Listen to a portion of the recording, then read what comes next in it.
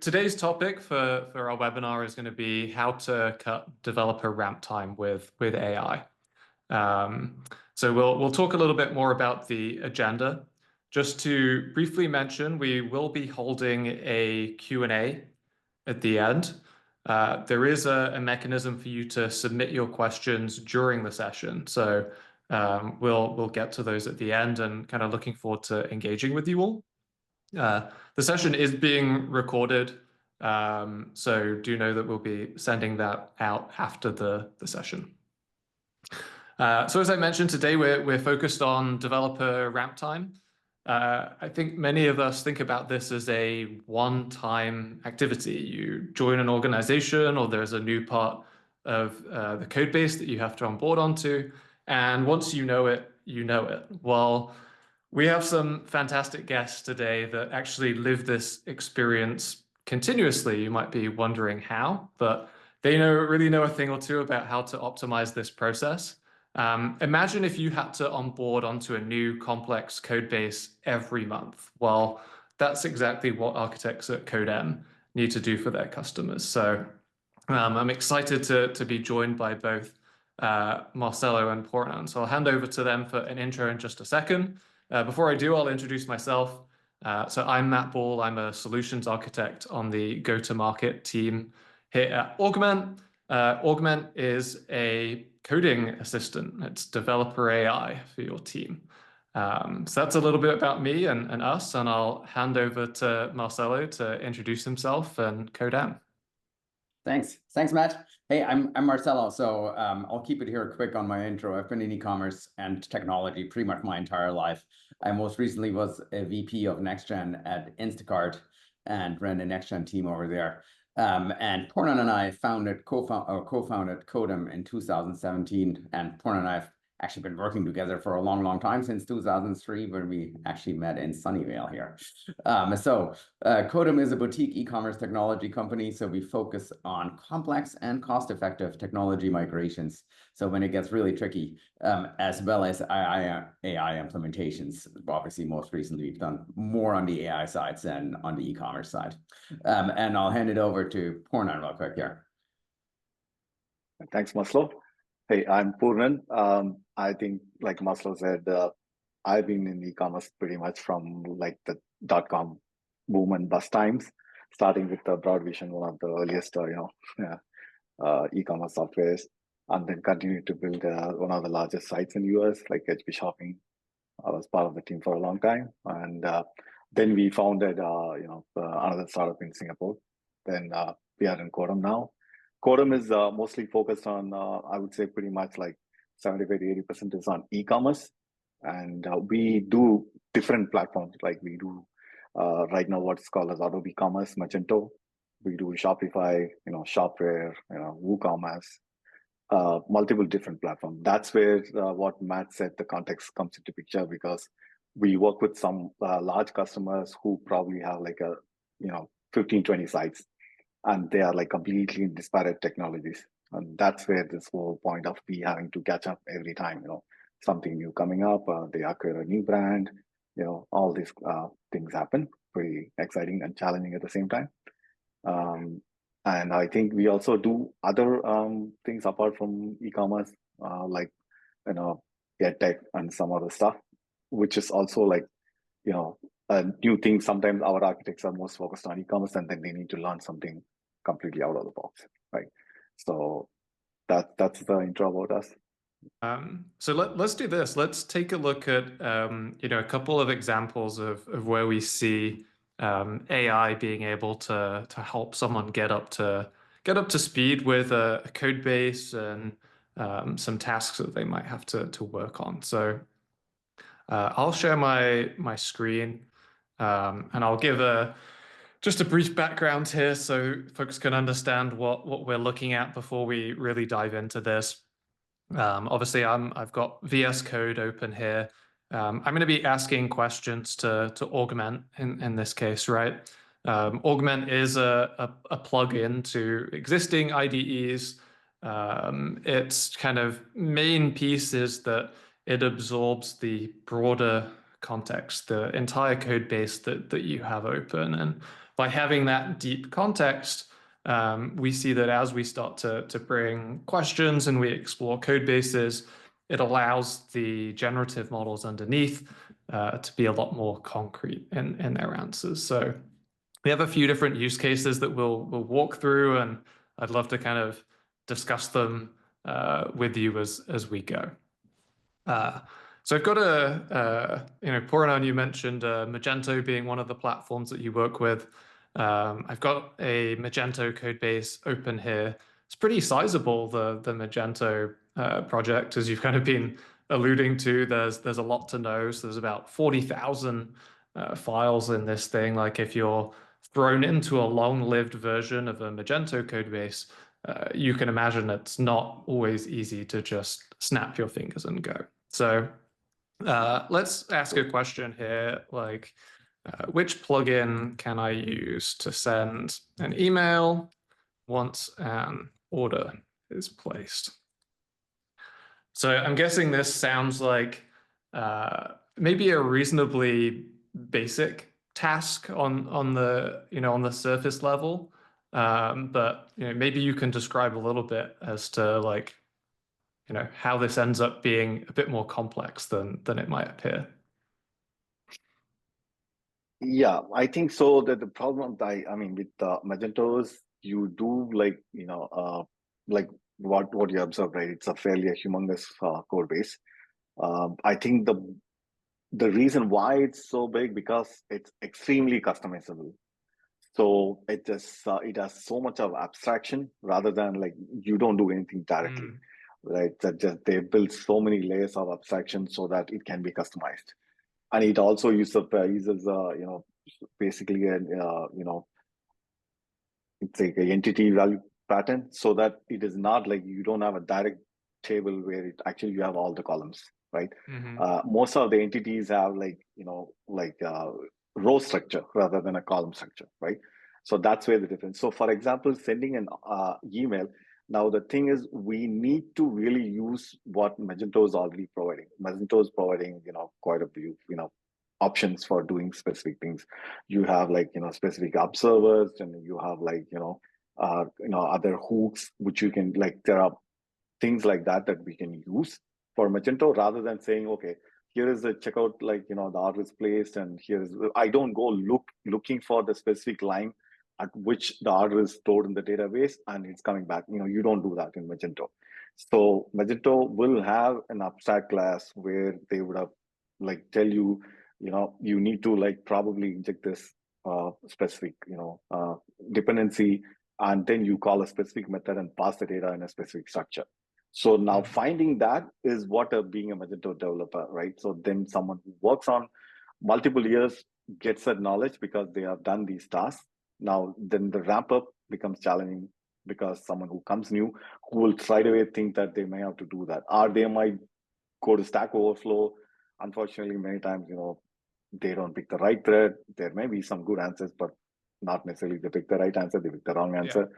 That's a problem. So that what I see is Augment is able to codify pretty much the best practices, right? In this case, it says clearly it's asking you to write a plugin, which is one of the methods which you are supposed to do. You basically, it gives you a plugin. This is what you need to do. Here's a file, and this class, you implement the class, and this is what you do, and you pass your message. So now when you look at it, it's pretty much what Magento's recommended way. And if there are any changes, I see it is picking up even the latest 2.4 versions of Magento. It is able to pick up that, and it's able to show that. So I think the difference is that codifying the best practices, because it has gone through all of the documentation or gone through the code base, and it knows exactly how this implementation is done, looking at other samples. So it recommends that. So that's, I think, what makes this question, even though it looks a very simple task, but it can be done very badly in Magento, and which helps us by templatizing and giving a framework. It already guides you on the right path. Still, you need to go through the code and ensure it is correct. You need to review, make sure that you need to follow that, or you will need to write some parts of code as well. But it is giving you that framework, the 70% framework already. Yeah.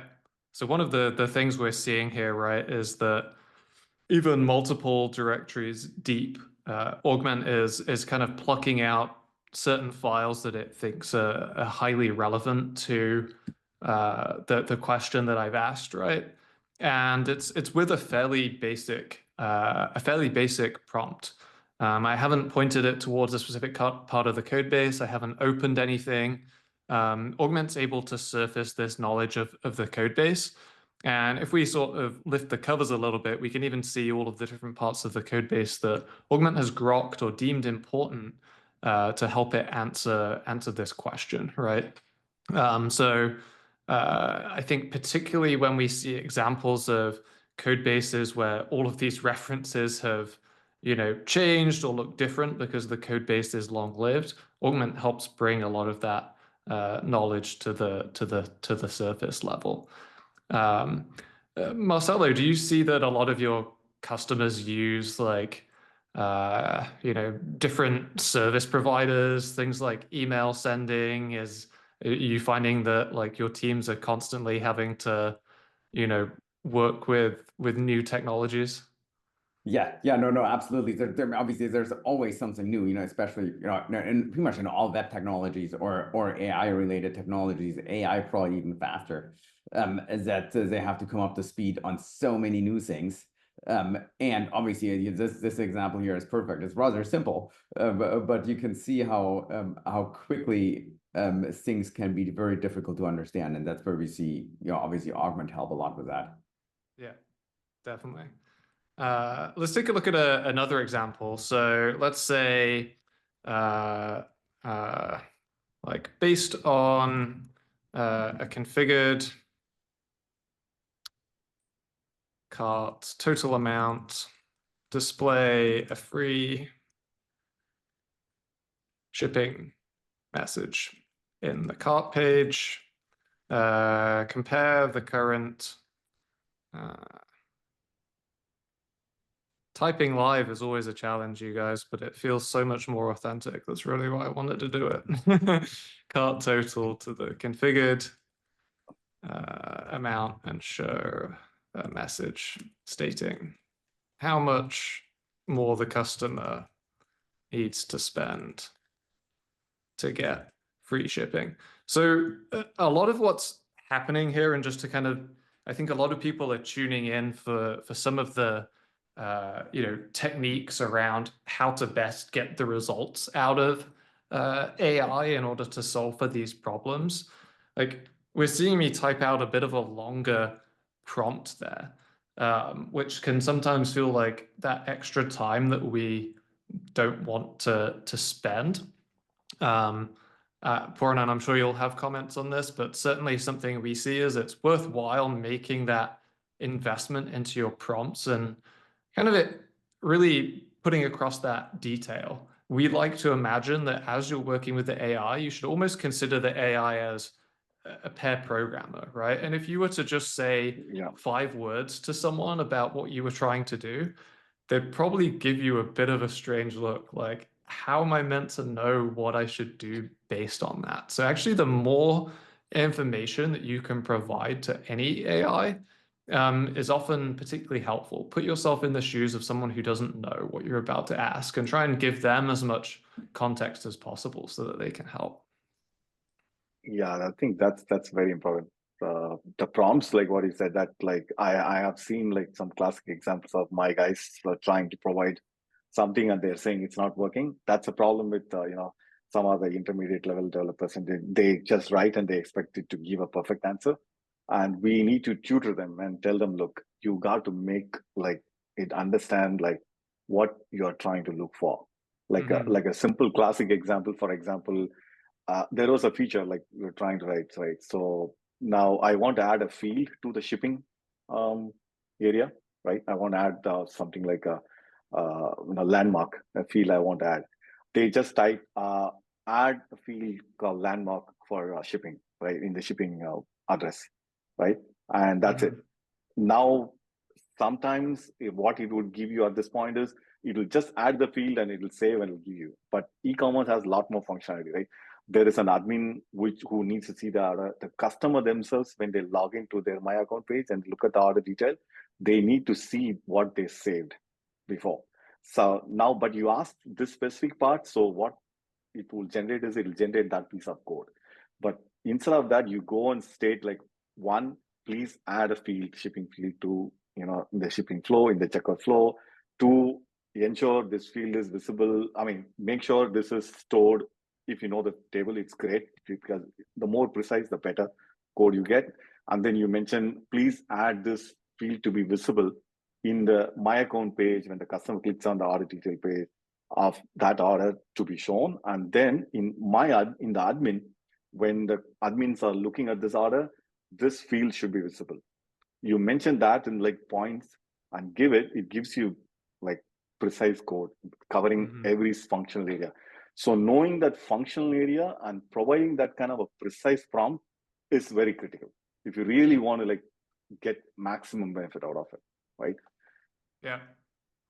Yeah. So, I think we're seeing this progression where really if you share the task that you're trying to complete at a high level with the AI, like you said, it may not provide you everything straight away, but it's certainly going to give you a really good idea of the different parts of the code base you need to affect, some of the different files that you might need to create or modify.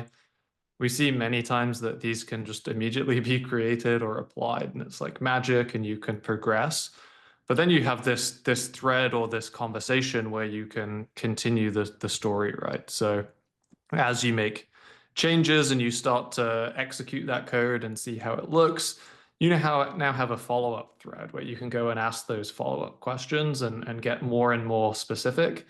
And this is definitely another technique that I would really want to emphasize with folks as they're thinking about how to use AI is like try and have these threaded conversations. Like the point questions are great, but starting at the higher level, even if you think you have a good idea of the task, just broadening your horizons and then starting to drill down can be particularly helpful. I think a lot of this would be, really affected by how many changes have been made to the code base over time. Marcelo, what do your customers kind of say to you or tell you about their tech debt and the challenges they have in that regard? Yeah, so obviously tech debt is always a big challenge, because there's any business that's older than 3-4 years, you'll see that, and the older the businesses, usually the more tech debt you have, and typically it's never a good ROI to kind of do a full refactoring, because new feature is going to get you more revenue as than trying to refactor anything, which is why you see in almost all the business that we work with that they have very, very old tech stacks that are just literally just kind of almost glued together. And that's where it becomes then really difficult to understand.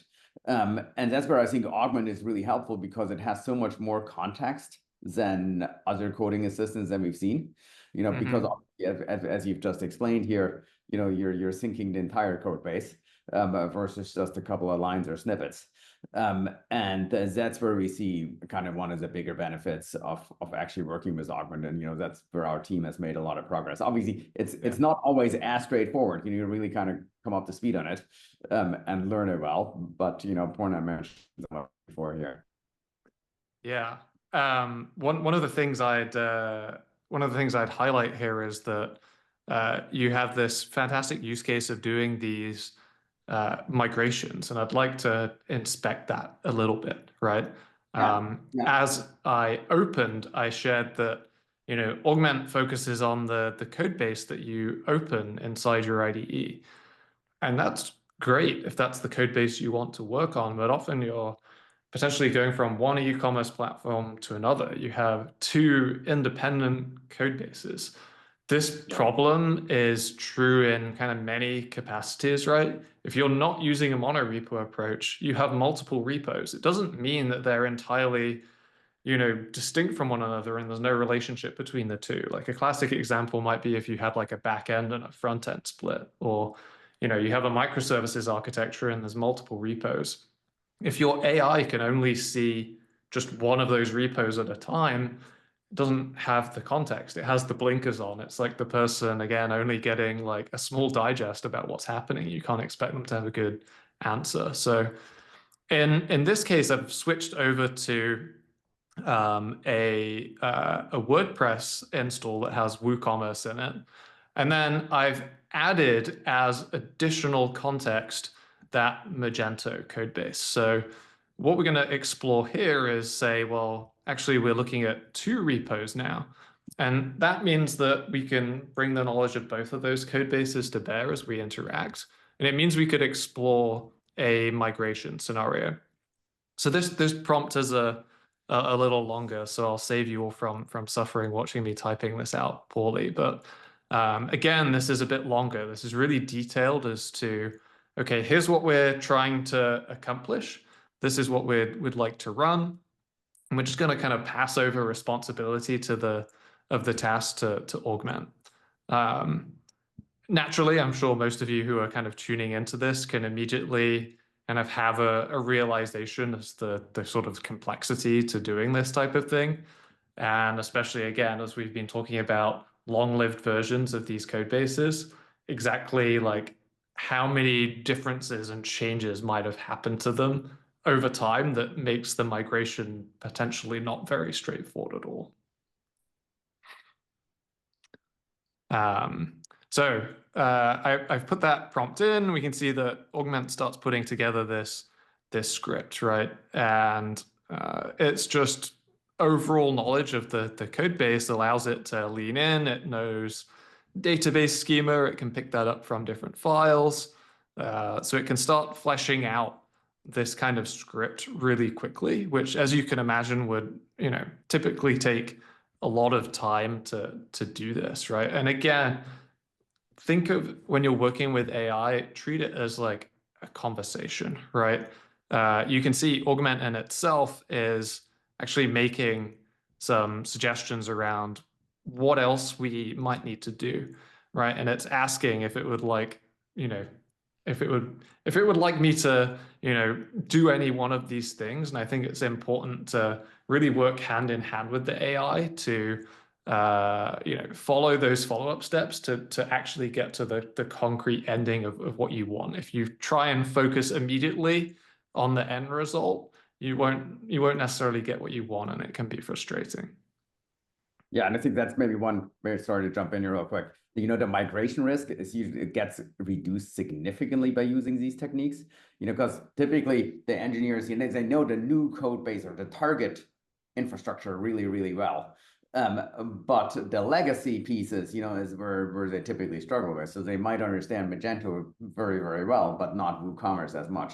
And especially the specific implementation here that the customer had. It's literally all the different things that they've implemented over years. And that's where it really kind of comes in very handy to make sure that we don't forget certain aspects here, what you just showcased. Mm-hmm. Yeah. So I know that we're getting a little tight on time here, but Pooran, any sort of brief thoughts on this migration use case?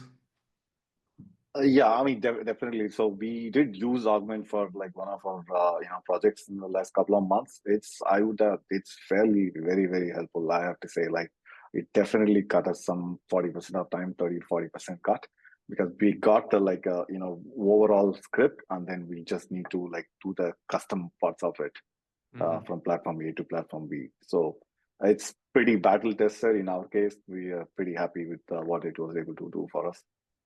Great. So I think, to summarize what we're seeing here is, that AI that is able to grok really large code bases. It can sniff out things that are really deep, many folders in.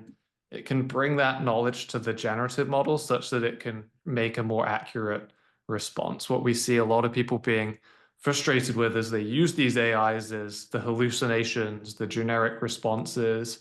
So that's not the fault of the underlying model. That's the fault of the context selection. And so that's really where, in this case, Augment secret sources is locating that right context, being able to absorb a large context in the first place, and passing that over to the model so it can make more appropriate responses. So, Marcelo, I'm curious, what was the criteria for an AI coding assistant for you guys? And I think you've alluded to some of the benefits, but I'd be Yeah, interested to hear yeah. your take. We've started testing them actually already a while back. And even in Instacart, we tested pretty much the common ones that were there before Augment. And we've had somewhat limited success, or better say the productivity improvements weren't as great. And that's mostly because they didn't have as much context. So with Augment, we get a lot more context. And that's kind of probably the key advantage. The more context you have, the better decisions you can make, and the more the AI tools can actually help you. And initially, obviously, with Augment 2, our engineers were somewhat skeptical, and we were too. So we were part of the early access program, so we're grateful for that. And one of the amazing things I've seen is that the engineers literally became more and more excited as they started using it more, where you could almost kind of see, hey, there is a cultural shift happening within the engineering organizations, as that they become a lot more excited using these tools, and as then obviously become a lot more productive. So we saw them getting a lot faster, getting more accurate, and more excited. So I think that last piece there was, I think, a big surprise and very, very good for us as an organization, that they become a lot more engaged and kind of saying, hey, AI isn't a threat. It really makes me a superstar. Yeah. That's kind of what I say is really kind of great about Augment Code. So would you say effectively, one way to evaluate these products is, do my engineers and architects want to adopt this, right? Do they Yeah. vote with their feet? That's like a really clear signal for you. Yeah, no, that's probably the most clearest signal. And I Yeah. would probably start with the architects, because the more junior folks, for them, as Pornan alluded to, sometimes it's a little harder to kind of really kind of make full use of it. So it takes them a little longer time to adopt it or to kind of properly use it. Where the architects kind of fully understand, hey, I'll treat Augment as my junior engineer, as you just said earlier. You need to give a lot more explanation in your prompts to before you can get a proper answer. And Yeah. sometimes that doesn't necessarily happen naturally. Yeah. With the architects, I would start with the architects and then kind of work your way down. Great. So time flies. I think we have a few minutes. Brennan from the Augment side is going to jump in here and propose a few questions for us. Yeah, we've actually had quite a few questions. For those attending, if you haven't looked, open up the Q&A section. You can see we've already answered several of them. And there's a common theme kind of running through here. I think the first question I'd kind of like to jump into is, what is the biggest challenge is knowing what question to ask the AI if I don't know the code base? Any tips to get around this? Yes. I think you should ask the AI what to ask. So you should explain its predicament. You should explain that you're new to the code base. You don't know its function. Put the onus on it to help you, and you'd be surprised how well that can work. Also, explaining your kind of level of knowledge or context, even around the broader space, can be helpful. Like being new to the code base is one thing, but saying something like, I've never worked with Magento can actually help the AI understand to what level it should help you. If you say, hey, I've never worked with Magento, but I'm really familiar with other e-commerce systems, it can meet you at your level. So it's kind of on you to explain that to the AI, and it can help. And I think some of the other tips we've mentioned going through, like speak to it like a pair programmer and a human on the other end, and you'll be surprised at the results. Okay, great. I think this is also related, and that is, what skills and techniques can you use in Augment that are transferable to other tools, i.e., ChatGPT? Yeah, I think all of this is transferable. The things that we've discussed, and really it comes down to you've got to find one of these tools that cares about context, that talks about having deep context. If the model isn't exposed to the underlying information, it doesn't matter how good your prompts are, it's going to be a frustrating experience. Okay. Here's a very technical question in a sense of what is the limit to the size of code base before seeing challenges with Augment's ability to understand the code base and give accurate responses? We've been able to digest really large monorepos. We've kind of stress tested Augment with things like the likes of Chromium. We're always interested in really large, complex code bases. That's where we think we're best suited. Would love to chat more about it if you think you've got something of that scale that could test us. Great, great. Moving on, here's a question for Codem. Codem specializes in e-commerce solutions. What are some of the key indicators that I should consider before engaging your services? Yeah, maybe I'll take this one then. The key thing here is, we're specialized in e-commerce and AI applications. So if you have challenges with your existing e-commerce platform, or you have any kind of bugs you can't figure out how to solve them, or if you want to migrate from your legacy platform to something more modern, then we're probably the right people to talk to. We can either work pretty much on our own on the projects, or we work alongside with your software engineering team. So we've had in some cases we have engagements with some of the customers that have been with us for 5 years and more. Where we literally just work along their engineers. And in some cases, we take over the entire projects and do it for the customer and do it, within like a migration typically takes between 3 and 4 months, sometimes a little longer, sometimes a little less. So if it's a very short project, then most of the times we're also a good fit versus kind of hiring your own engineers. And then maybe the last thing, we have a very, very cost-effective setup. So we have engineers here in the Bay Area, in Singapore and in India. We're probably we have rather small overhead, so we're probably more cost-effective than a lot of other folks are.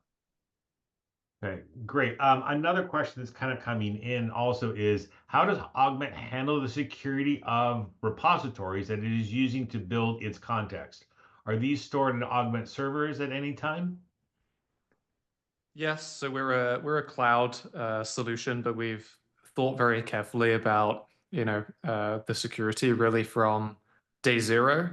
There are some unique choices to our architecture. Those made it a lot easier for us to kind of go through the relevant processes to get things like our SOC 2 Type 2. We describe our architecture as proof of possession. So the only way to get code suggestions or generations is to prove that you have the underlying files and exact content of the things that you're asking about. And we also, treat customer data very carefully. We never train any models on customer data of any kind, and we, think that does a lot to assuage some of the concerns that exist with, oh, is my IP going to end up in a model somewhere? So we have a particularly ephemeral system that is very guarded in terms of the information that it will share back. All right. Unfortunately, we really don't have any more time. We'll get to this last question. We'll respond to it offline. But Matt, if you want to go ahead and bring us to a close. Sounds good. Thanks, Brennan. Massively appreciate both Marcelo and Puranan joining us today. It's been great to have your kind of insights and perspective on using Augment, but also as I mentioned at the top, for both of you and your entire team, this is a real challenge that you have to work on month to month. So I think it's been great to have you as part of the conversation. You know this better than anyone in terms of ramping onto a new code base. So thank you. Thanks a lot, Matt. Thank you, Matt. Thanks a Yep. lot. And thanks everyone for joining. As was mentioned at the top, and as Brennan just said, we'll send out a recording, but appreciate your participation and look out for some future webinars from Augment very soon. Thank you. Bye. Thank you. Thank you.